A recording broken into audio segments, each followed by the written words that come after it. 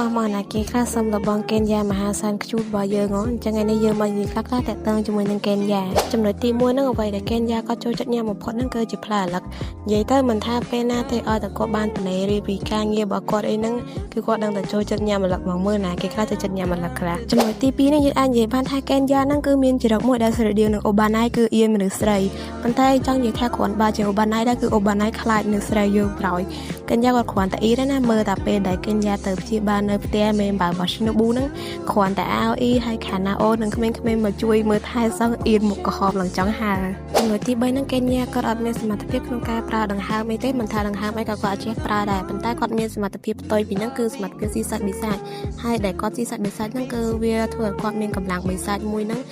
បណ្ដោះអាសន្នសិនគឺមិនមានរហូតទេចំណុចទី4អ្នកទាំងអស់គ្នាដែលតែមើល Demon Slayer គីមីស៊ូឆៃដមីអត់ជាប្រភេទរឿងចក្រវាលដែរប៉ុន្តែសំខាន់រឿងហ្នឹងគឺបែប funny ទាក់ទងនឹងសាលាដែលកេនយ៉ានៅក្នុងរឿងមួយហ្នឹងគឺតប៉ែខ្លាំងមែនតើដល់គាត់បានកាត់អាសក់ស្ទៀវ